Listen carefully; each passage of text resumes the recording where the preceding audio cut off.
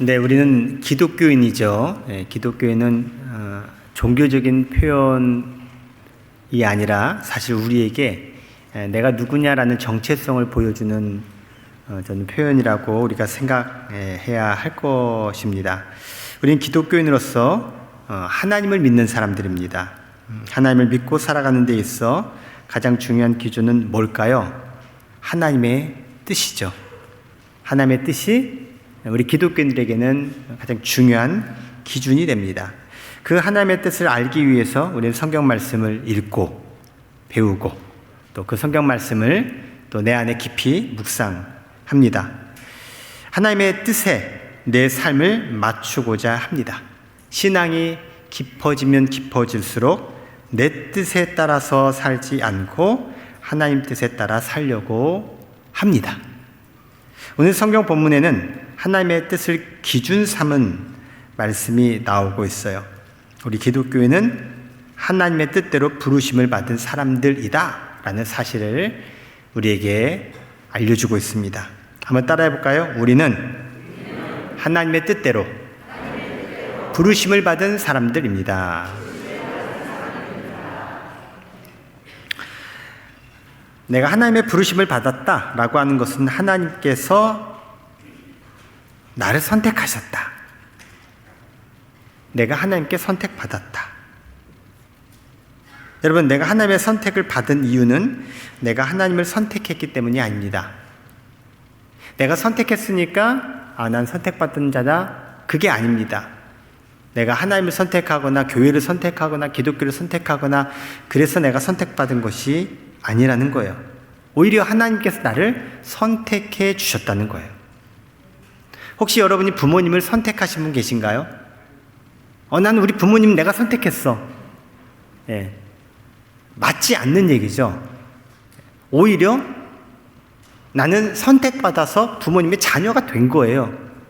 선택받아서 내가 이곳에 있는 거예요.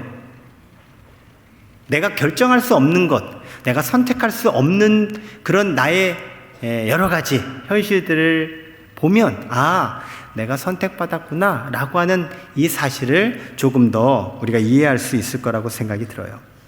전적으로 나의 선택이 아니라 하나님의 선택에 의해서 내가 존재한다는 사실입니다.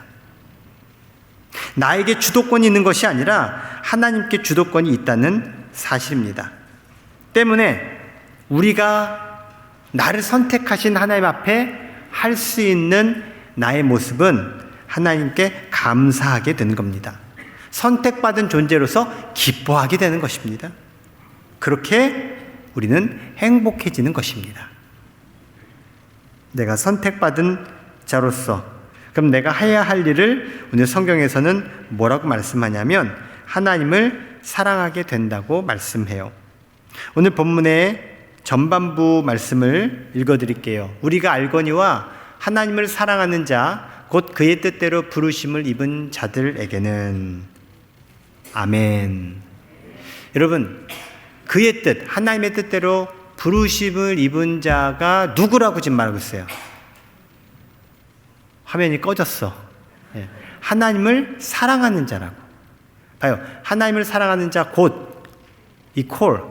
그러니까 하나님의 뜻대로 부르심을 받은 사람은 하나님을 어떻게 한다고요? 사랑한다고요. 나를 선택하시고 나를 부르신 하나님께 나는 감사하고 기뻐하며 사랑하게 된다는 거예요. 하나님의 사랑과 은혜를 깨닫게 되면 하나님을 사랑하지 않을 수가 없게 됩니다. 나를 선택하신 주님, 나를 먼저 사랑해 주신 주님을 내가 사랑할 수밖에 없게 됩니다. 그렇게 주님과 나의 관계는 사랑의 관계가 되는 것입니다. 그리고 그 관계의 시작은 나로부터가 아니라 하나님으로부터 시작됐어요. 내가 선택한 것이 아니라 나는 하나님께 선택받았다는 거예요. 오늘 우리 신천 집사님, 권사님들 이분들이 오늘 임명식을 하게 돼요. 내가 잘해서 내가 뭐가 돼서 됐구나, 드디어 승진했네, 그런 거 아니죠. 이미 교육을 통해서 다 알고 계세요.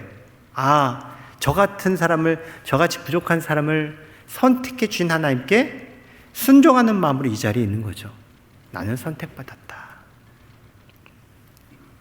이렇게 하나님께서 나를 선택하여 부르셨다면 하나님의 선택 속에는 분명 뜻이 담겨 있습니다. 누군가가 여러분을 잠깐 오세요. 그럼 가가지고 여러분 묻잖아요. 저를 왜 부르셨나요? 분명히 이유가 있어서 나를 부르죠.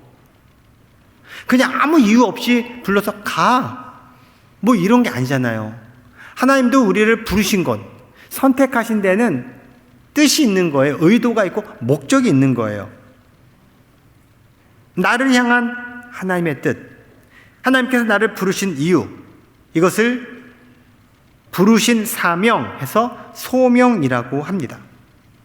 하나님의 자녀로 부름받은 저와 여러분 우리 모두에게는 부르신 사명, 소명이 있습니다. 때문에 내가 어떻게 살아가는 삶이 가장 잘 사는 삶일까? 잘 사는 인생일까?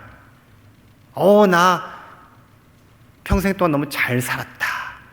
그렇게 잘 살았음을 고백하고 눈을 감는다면, 세상을 이제 떠난다면 얼마나 좋을까? 사실 제가 그리는 삶이에요. 그리고 실제로 제가 많은 분들의 임종을 목도하면서, 임종까지도 아니에요. 이제 노년의 삶, 그리고 요즘은 요양원에 많이들 들어가 계시니까 제가 신방에서 부르면요, 너무너무 스스로를 불행하게 여기고 자신의 삶에 대해서 후회와 번민, 심지어는 목사님, 나 천국 갈까요? 천국 못 갈 것 같아요. 이런 나약함과 너무너무 그 초라해진 모습들을 보면서 왜 그런 걸까? 여러 가지 생각들을 많이 하게 돼요. 여러분, 임명받아서 그 임명을 수행하라고 그에게 뭔가 자리를 줬어요. 그러면은 그 사람은 자신의 목적이 뭐예요? 나를 임명한 사람에 의해서 임명된 일을 하는 것, 그쵸?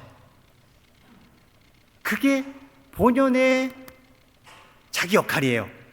그리고 그 역할을 잘했어요. 그럼 그 사람이 잘한 거예요? 못한 거예요?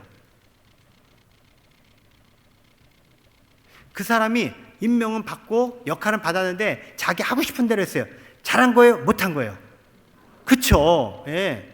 주어진 대로, 자기에게 맡겨진 대로 하는 게 잘한 거지. 성과가 나고 안 나고는 사실 그 다음 문제입니다, 여러분. 우린 성과가 제대로 나서 결과물이 나와가지고 그것이 나에게 뭔가 확실한 어드밴티지가 되어야 잘했다. 너무 사실 난이도가 높아요. 기본은요, 맡겨준 것을 성실하게 그 테두리 안에서 이행하는 것, 이게 잘한 거예요. 그런 면에서 여러분, 주변 분들 칭찬해 주셔야 돼요. 특히 자녀들이나 가족들에게 너무 인색한 분들이 있어요. 그밖에 못해? 이러면서. 그거라도 한 게 어디야? 예? 내 옆에 있어준 게 어디예요? 예. 그런 거예요. 내 인생을 어떻게 살아야 잘 산 거냐?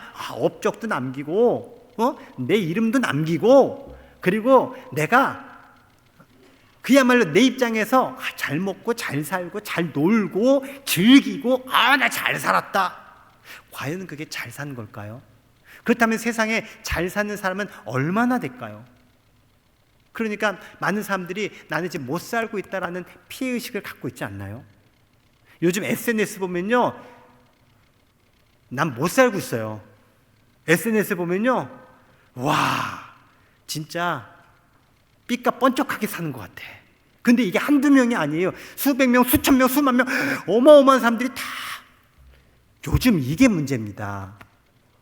나는 지금 너무너무 불행하게, 너무너무 진짜 인간답지 않은 삶을 살아가는 것 같아라고 하는 스스로 고립된 마음들이, 잘 사는 기준에 대한 이 기준이 뭔가 좀 틀어지고 잘못된 것 아닌가.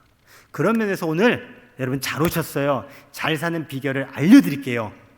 이 잘 사는 비결을 여러분 꼭 붙들고 그 기준에 따라 살아가시기 바랍니다. 잘 사는 기준, 뭘까요? 그것은 하나님께서 나를 부르신 목적대로 살면 잘 사는 거예요. 왠지 아세요? 잘 산다는 평가를 누가 내릴 거예요? 대부분은 자기가 내려요. 아니면 누군가에게 내가 말하면서 자기가 평가해요. 왜요? 그럼 안 되죠. 자기 스스로 자기를 셀프 재판합니까? 아니잖아요.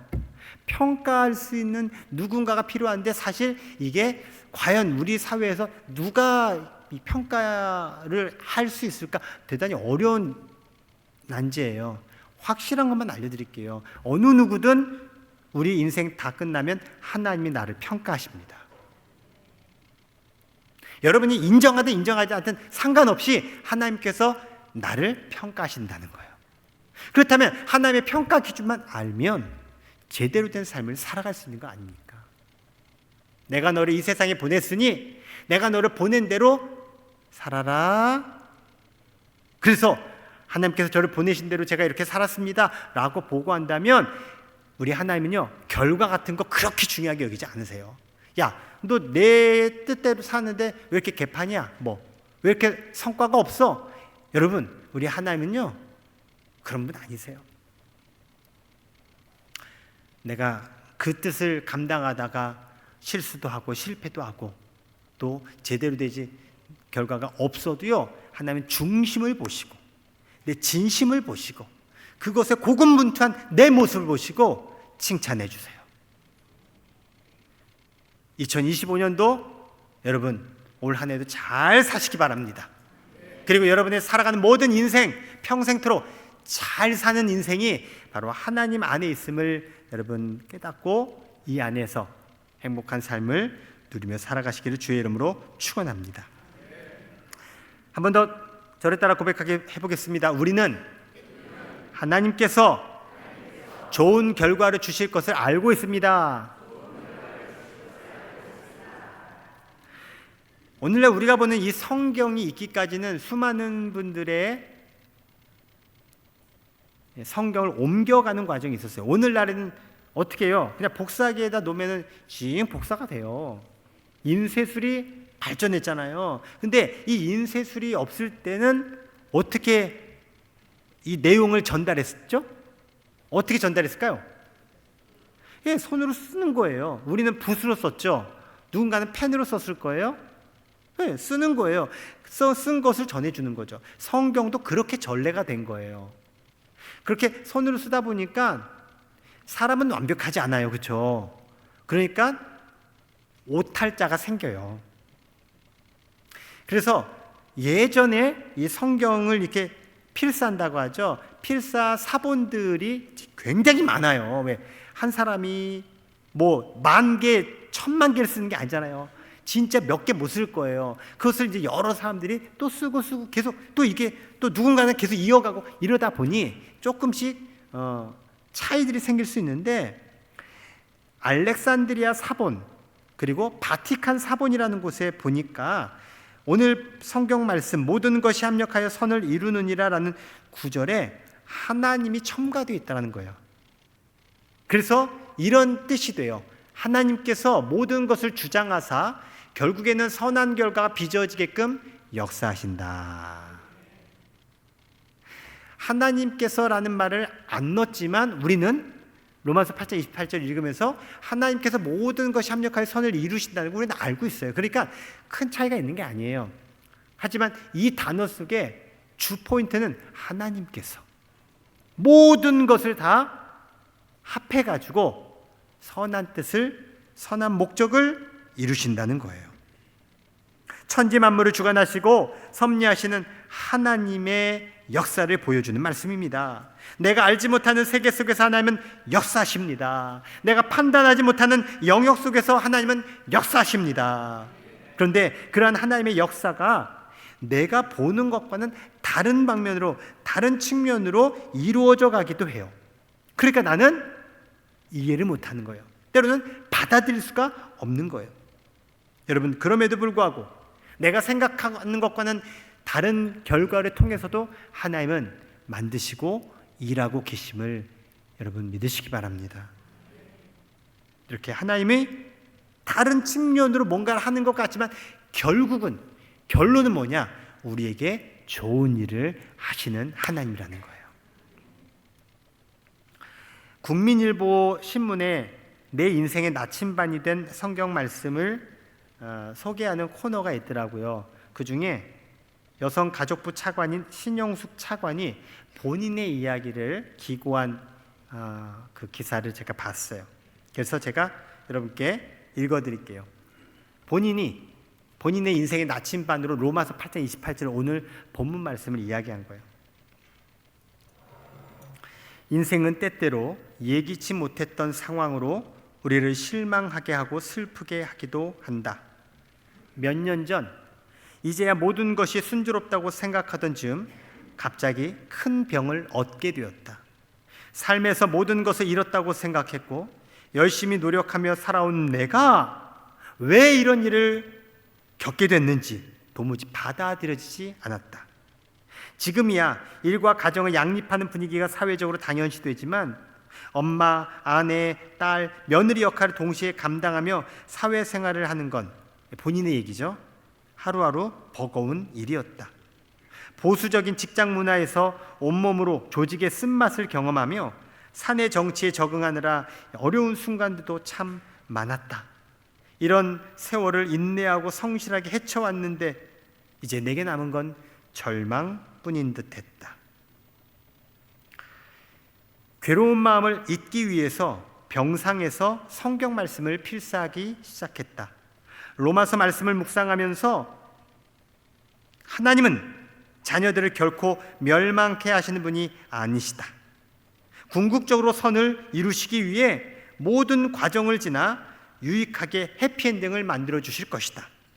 그러니 소망을 갖자. 이렇게 다짐했다. 말씀은 현재의 불행으로 인해 쉽게 절망하거나 포기하지 않아야 한다는 믿음으로 이어졌다. 지금은 이 믿음대로 병마에서 회복되어 이전의 일상으로 돌아가 하루하루를 감사하는 마음으로 생활하고 있다.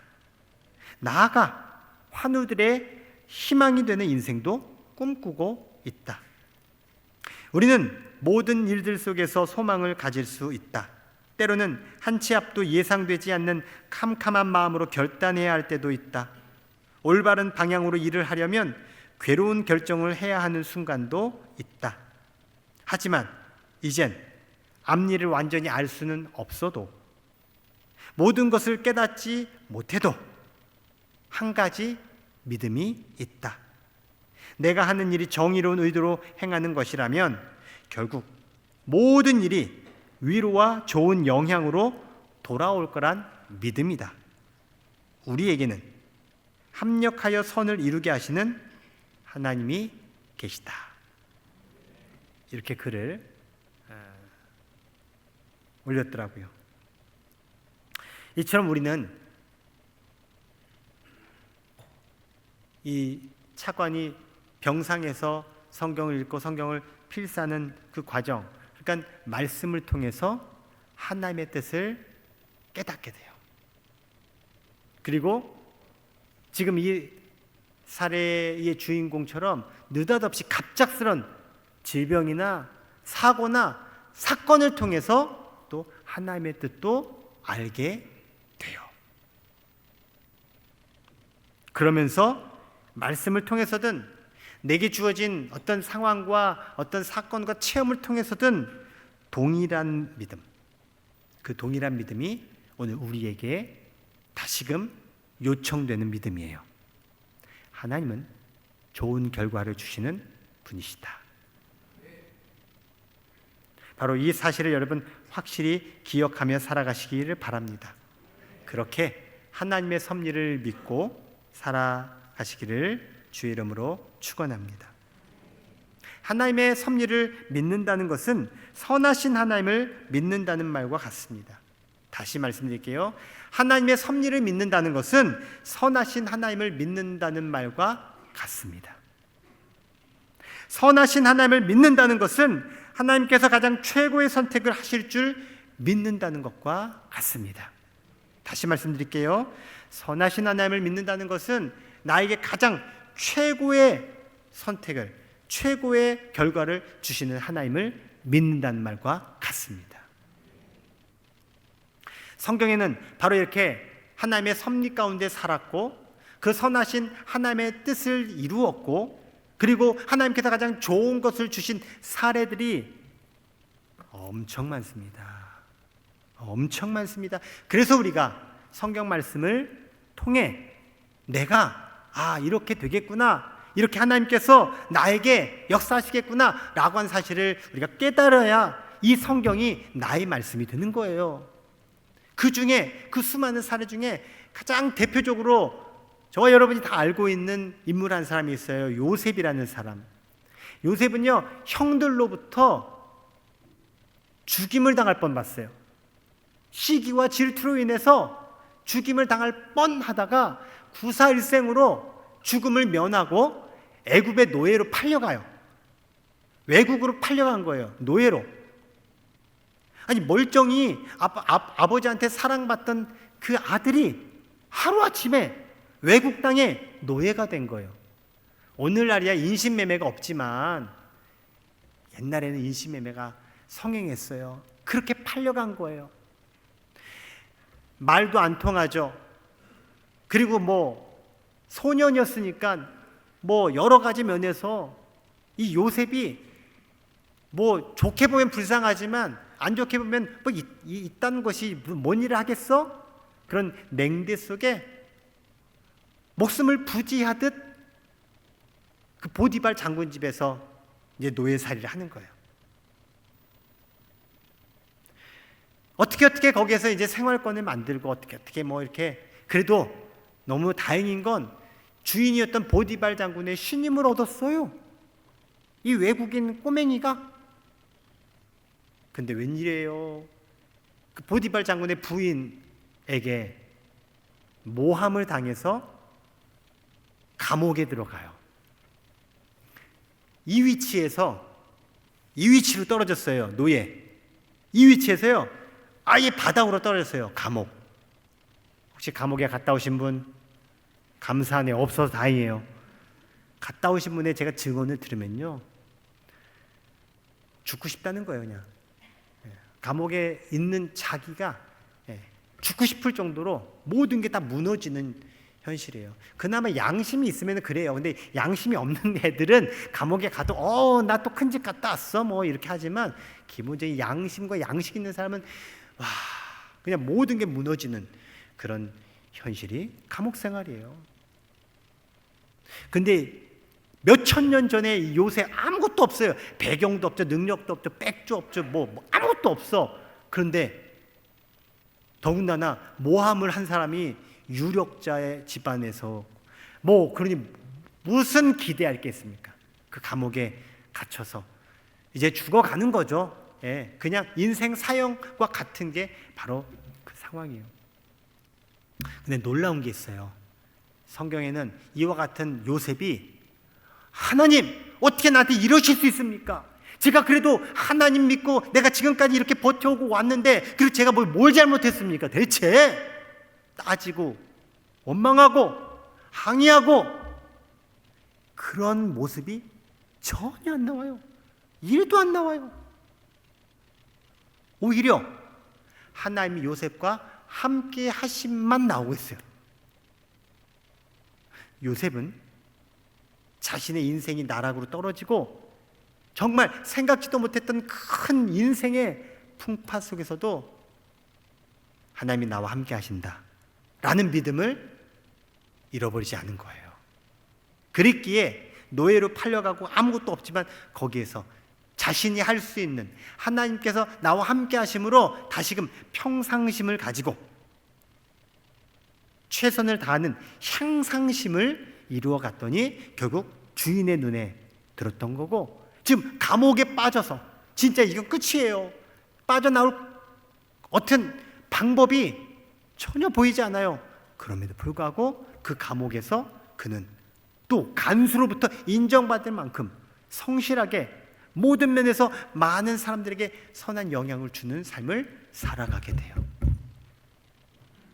하나님이 함께 하심을 믿었기 때문에. 그 말이 뭐예요? 내 상황은 하나님께서 지금 섭리 가운데 나를 지금 보고 계시다. 결국 요셉은 우리가 아는 애굽의 총리 요셉이 됩니다. 그리고 요셉이 이후에 자기를 죽이려고 했던 형들, 어쩌면 이 모든 내 십몇 년 인생의 발단이 되는 그 원수와 같은 형들, 그들에게 그래, 지금은 아버지가 있으니까 내가 형들한테 내가 보복은 내가 안 하겠다.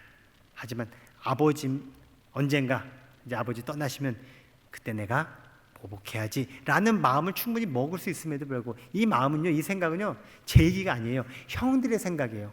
와, 아버지가 죽었어. 아버지가 계셔가지고 우리한테 보복을 못했던 거였거든. 이제 아버지 죽었으니까 우리 이제는 다 죽었다. 당사자들이 알아요. 장본인들이 알아요. 그런 상황에 요셉이 남긴 말, 정말 위대한 말입니다. 창세기 50장 20절에 나옵니다. 여러분 읽어볼게요. 시작.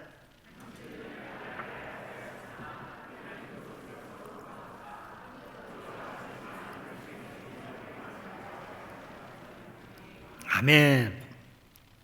당신들 형들은 나를 죽이려고 했어. 해하려고 했어. 하지만 하나님께서는 그 악한 것을 선으로 바꾸셨습니다. 선하게 바꾸셨습니다. 이거는요, 신앙이 좋아서의 표현이 아니에요. 그래, 내가 그래 다 이해할게. 단순히 그게 아니에요. 지금 요셉이 그 괴로움과 고통의 나날을 보내면서 그에게 가졌던 소망의 말씀이고 믿음의 고백이에요. 그것을 형들에게 지금 이야기하고 있는 거예요. 나에게 수많은 악한 조건들, 진짜 너무너무 힘겨운 조건들, 하지만 내가 믿는 하나님은 이 모든 것을 선하게 바꾸시고 만드시고 선한 결과를 내시는 하나님을 나는 믿습니다. 그동안 그가 이 믿음으로 살아왔던 것을 형들에게 드디어 짜잔, 내가 지금까지 이렇게 버티고 살아올 수 있었던 이유는 바로 이 때문이야 라고 고백하고 있는 거라는 거예요. 그리고 그 결과, 하나님께서 나를 총리 삼으셨어? 아니, 그게 목적이 아닙니다. 여러분, 하나님께서 나에게 행하신 가장 최고는 내가 원하는 대로 승진하고 성공하고 대학교 입학하고 뭔가 내가 가지고 싶은 걸 갖고, 그게 아니에요. 요셉의 고백 속에 뭐가 나옵니까? 다시 한번 창세기 50장 20절을 보면 주세요. 하나님은 그것을 선으로 바꾸셔서 오늘과 같이 많은 백성의 생명을 구원하게 하셨습니다.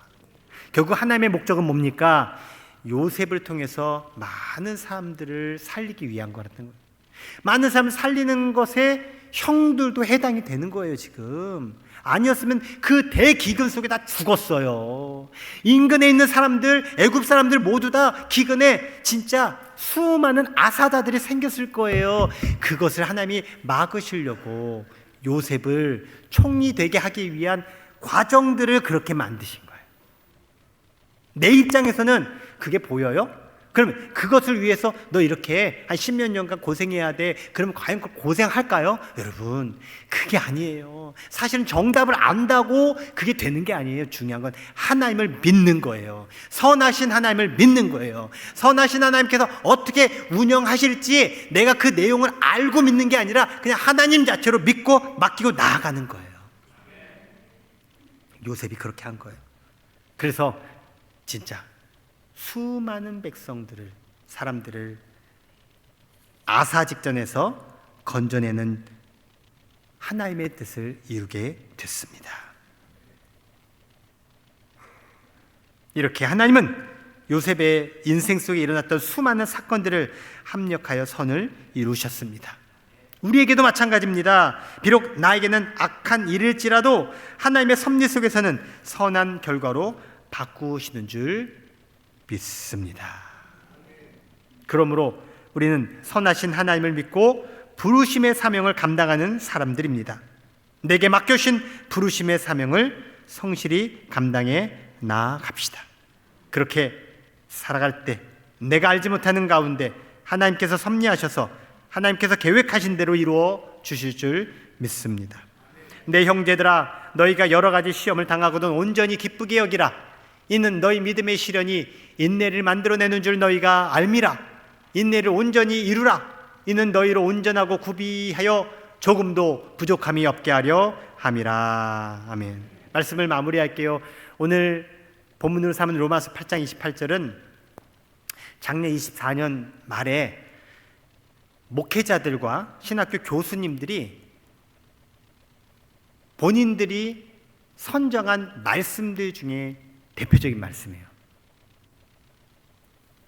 세계 각지에서 일어나는 전쟁, 남과 북 사이의 극심한 갈등, 우리나라뿐만 아니라 세계적인 경제 위기, 특별히 대한민국 대통령의 비상계엄 선포와 해제 그리고 탄핵 이후에 벌어진 정치적 경랑 속에서 과연 우리가 어떤 말씀을 우리가 붙들어야 할까를 목사님들과 교수님들이 선정한 말씀이에요.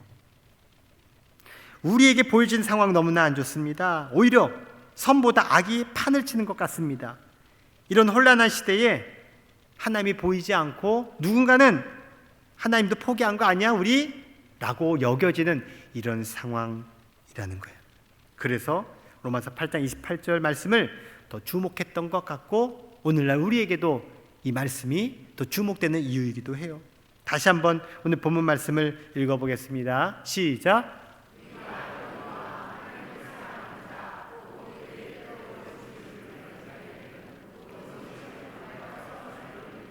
아멘. 이 말씀을 선정하면서 또 이런 취지도 이야기를 했어요. 이런 상황, 이 비상 상황, 이 분열 상황, 이 난맥이 가득한 이 상황에서 그럼 교회는 뭘 할 거냐? 그러면서 교회 본연의 사명을 감당해야 할 것을 강조하였어요. 교회가 해야 될 본연의 사명. 그리고 그 본연의 사명이 지금 꼭 필요한 사명이 한 가지 있다. 그것은 바로 화합시키는 겁니다. 화합. 보세요. 우리 교회 밖에, 여러분 가정 바깥에 보세요. 화합이 안 보이잖아요. 계속 대립과 갈등과 분쟁과 이럴 때일수록 교회가 해야 될 일은 화합하는 일이다. 우리 아멘으로 화합하면 좋겠어요. 아멘으로 화합했으면 좋겠어. 저는요 이 글을 보면서 맞아, 우리 교회가 할 일이지. 그런데 우리 교회를 보면 어떤가 라는 생각도 사실은 한편에 있어요. 과연 우리는 우리 안에서 화합하고 있나? 우리를 향한 물음이기도 해요. 하지만 우리 눈앞에 벌어진 이 모든 상황 너머에 하나님의 섭리가 있음을 우리는 믿습니다. 하나님을 믿는 교회가 더욱 하나님의 선하신 뜻이 이루어지도록 하나님보다 앞서지 않아야 할 줄 믿습니다. 사랑하는 성도 여러분, 우리 삶의 모든 사건들, 그것은 하나님께서 사용하시는 도구임을 잊지 맙시다. 내게 일어난 모든 사건은 좋은 일뿐만 아니라 나쁜 일, 예상하지 못한 상황, 고통, 이 모든 것들이 포함됩니다. 이 모든 사건들을 조합하시고 종합하셔서 하나님께서 우리에게 선한 결과를 주시고 주님의 목적을 이루심을 믿으시기 바랍니다. 고난마저도 사용하셔서 선을 이루시는 하나님을 끝까지 믿고 나가십시다. 혹 여러분의 삶이 혼란스럽고 이해할 수 없는 상황에 놓여 계십니까? 왜 나한테 이런 일이 일어난 거야? 왜 우리한테 이런 일이 일어난 거야? 혹시 그런 일이 개인적으로라도 있으십니까? 여러분, 하나님께서 여전히 여러분에게 선을 이루고 계심을 믿으시기 바랍니다.